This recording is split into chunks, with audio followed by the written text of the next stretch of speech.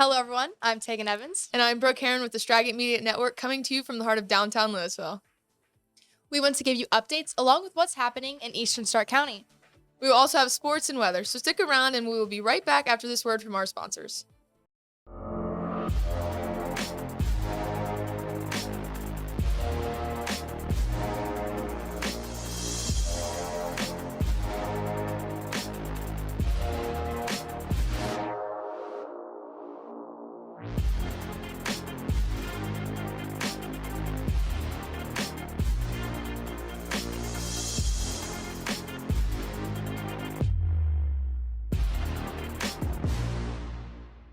Beatty Sports has all of your athletic needs, specializing in corporate, school, and team apparel.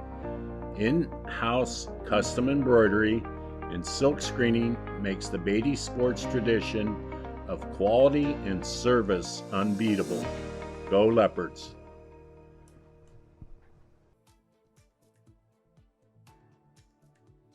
The Timken Company celebrated a milestone this past week. Timken became the first Ohio-based company and only one of 30 companies total to celebrate trading in the New York Stock Exchange for 100 consecutive years. The achievement speaks volumes to Timken's ability to adapt to the economy and customers' needs over several generations. In a prepared statement, John M. Timken Jr. stated, "We are honored to be recognized among a short list of companies to accomplish this feat." They also got the privilege of ringing the closing bell. Congratulations to Timken. Over in Hartville, the workers at the Hartville Hardware began to work in shifts to transform their 1,800 square foot ideal home into a life-size gingerbread house. The idea behind the gingerbread home was to just bring in a little extra Christmas spirit.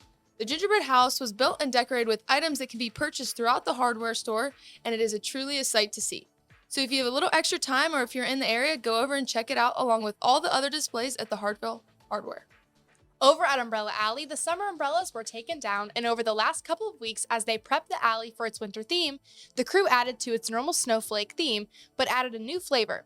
They added a huge umbrella Christmas tree. It is beautiful, and it took several days to complete, but it is up and it looks fantastic. So, if you get a little time, get over to the alley and check out the new winter theme. I'm sure you'll love it. I might have to check it out. Now let's kick it over to Paige Folk and Aiden Carey for the Straggate Sports.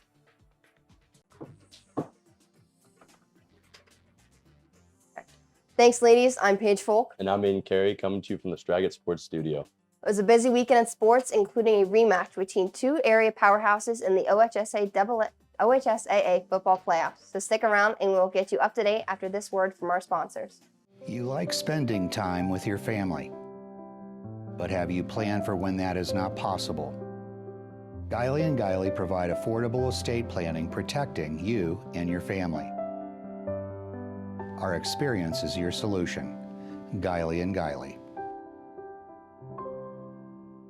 Life is tough. At Notre Dame, Ohio State, and in my life thereafter, I've had to walk through situations that were as challenging as it gets. A large part of my ability to overcome the challenges were the determination and toughness I learned as a Leopard athlete. Your challenge today is tough.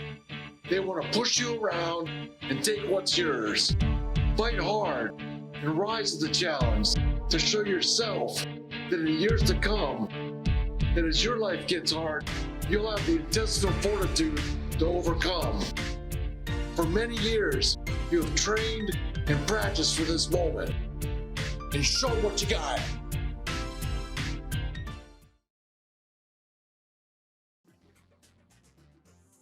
We are back, and it was a fun-filled weekend of sports around Stark County in Ohio. It started off Friday night with a rematch battle between two state semifinal powerhouses in the state semifinals. The Massillon Tigers took on the Archbishop Hoban Knights at InfoCision Stadium in Akron. It was a back-and-forth game in the first half, with Hoban pulling away in the second, thanks to Lamar Sperling and the OHSAA single-season rushing record holder, who finished with 278 yards and 4 touchdowns on the night. The final, the Archbishop Hoban Knights 41 and the Massillon Tigers 20.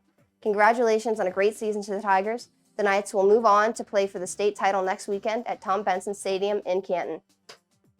Another local team still fighting for a bid to the OHSAA state finals, the Canfield Cardinals punched their ticket to play in the state championship game by defeating the Holy Name 38-21.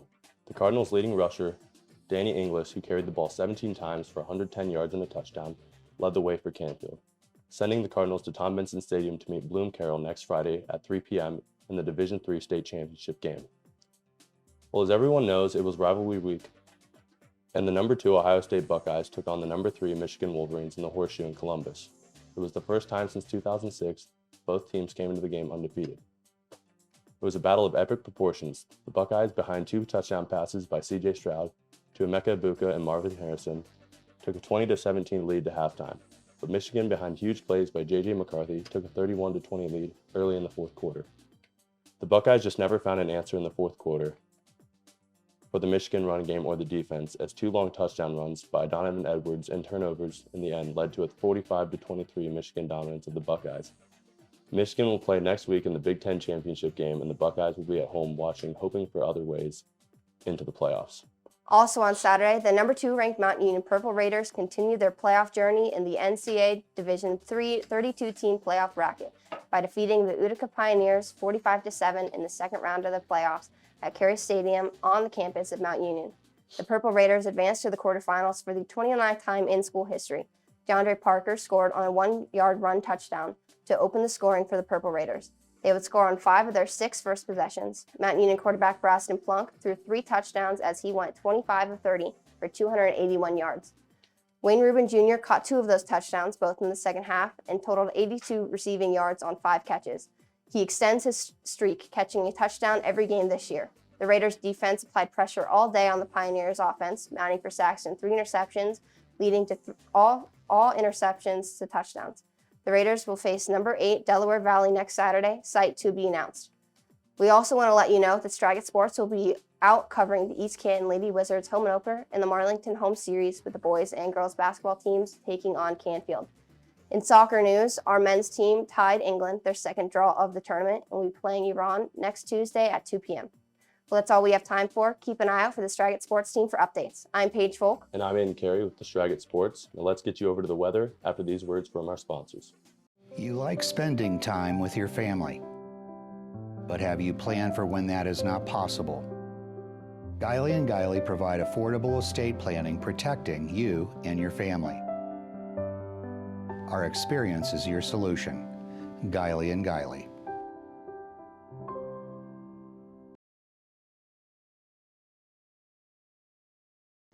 Thanks, guys. Now it's time for this week's weather. This past week, it started warming up, and it will continue on through this week. On Monday, it is going to be a high of 44 and a low of 37. On Tuesday, it is going to be a high of 54 and a low of 48. On Wednesday, it is going to be a high of 54 and a low of 24 with a 95% chance of rain. On Thursday is a high of 35 and a low of 23. On Friday, it is going to be a high of 46 and a low of 39. On Saturday, it is a high of 50 and a low of 37 with a 41% chance of rain. And on Sunday, it is a high of 46 and a low of 40 with a 38% chance of rain. That's all the time we have for this week's weather. I'll meet you back at the desk. Along with Thanksgiving, we had a long weekend with Black Friday and Small Business Saturday.